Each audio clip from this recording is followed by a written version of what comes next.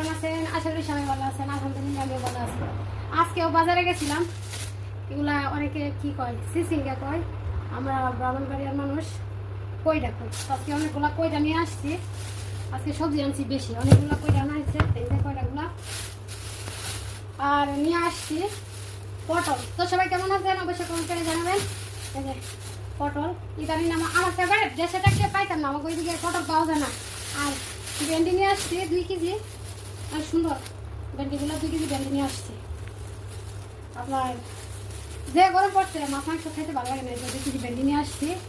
আপনার আরেকটা জিনিস আনছি, কেরালি অনেক মজা, দেখেন 4টা আনছি, সরি হ্যাঁ 4টা আনছি, অনেক বড় বড়, প্রায় 2.5 কেজির মতন আনছি। কিন্তু আরেকটা জিনিস আনছি আজকে, ইনশাল্লাহ এই সপ্তাহে হালিমের একটা ভিডিও হবে। হালিম আনছি, পোলাও চাল আনছি, গরুর গোস্ত আনছি। বললাম না গরুর গোস্ত খাই না, অল্প একটু গরুর গোস্ত আনছি। আর ওই দিন আপনার একটা গাছের থেকে পায়রা লেচু আনা হয়েছিল। দেখেন লেচুগুলো অনেক সুন্দর, কিন্তু দামও নিয়েছে এরকম সুন্দর, এরকম দাম দেখেন কত বড় বড় লেচুগুলো, কিন্তু অনেকটা মিষ্টি। হ্যাঁ, গাছ থেকে পায়রা আনা হয়েছে, এগুলো কোনো দোকানের দামি নাই, ডাইরেক্টলি গাছ থেকে পায়রা দিছে। মিষ্টি, প্রচুর মিষ্টি। আমার মনে হয় গত 1 বছর ধরে আমি লিচু খাই না।